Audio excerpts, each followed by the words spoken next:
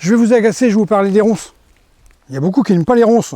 C'est vrai, surtout que quand on est en randonnée et que ça accroche les bras ou les jambes, on n'aime pas les ronces. Et on n'aime pas les ronces des fois quand c'est dans sa haie, dans le coin du jardin. Ça, je peux comprendre. Ça sert à quoi une ronce? Est-ce qu'on est obligé d'enlever les ronces partout? Vous allez faire comment pour faire d'agelé de mur?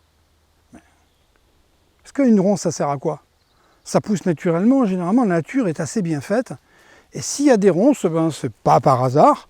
C'est déjà parce qu'on a oublié de les couper, et puis il y a des endroits où ben, on oublie parce que c'est loin des yeux, on les laisse un peu pousser comme ça. Une ronce, c'est agressif.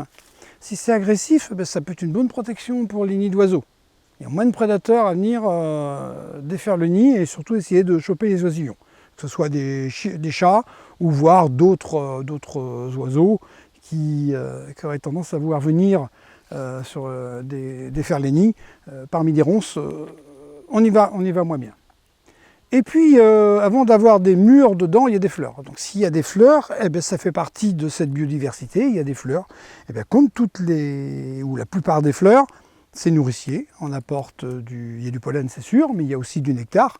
Donc les auxiliaires, un certain nombre d'insectes qui nous entourent au quotidien dans nos jardins, eh bien, on va les nourrir aussi avec les fleurs. Donc s'il y a des fleurs à une période, il va y avoir des fruits, il va y avoir des mûres. Alors les mûres, bien sûr, pour nous les gourmands, hein, on va se faire des gelées de mûres, on va se les manger comme ça, et c'est très agréable. Mais les mûres, ça nourrit aussi notre environnement, ça nourrit aussi notre biodiversité, ça nourrit des insectes, ça nourrit des oiseaux.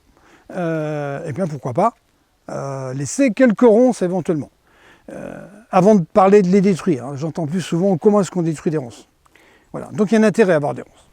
Si elles ne sont pas trop débordantes, si on ne l'a pas dans les jambes ou dans les bras au quotidien, laissons quelques ronces.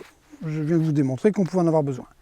Je veux les détruire parce que je n'en veux pas du tout ou parce que ça commence à être très encombrant, parce que forcément ça gagne du terrain. Pour détruire les ronces, il n'y a que deux méthodes. Il y a la taille au ras du sol. Et je taille à chaque fois que ça repousse jusqu'à épuisement.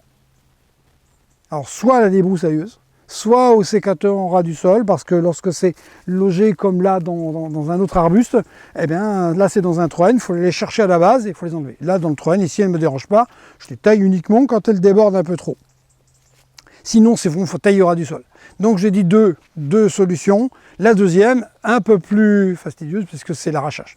Là c'est à la pioche, il faut enlever les racines, il faut tout enlever, et surtout pas laisser un petit bout, parce que ça repart et c'est la multiplication des ronces. Donc bien enlever, tout arracher, être vigilant si ça repousse un peu l'année prochaine. Vous les attaquez à nouveau, vous arrachez à nouveau, parce que ça va remultiplier, n'attendez pas 3 ans pour recommencer. Donc voilà, soit je taille au ras du sol, soit je l'arrache, il n'y a pas d'autre solution. Ou alors, si, il y en a une troisième, j'ai oublié, il faut avoir des biquettes. Mais ça ne mange pas que les ronces. Vous avez le choix.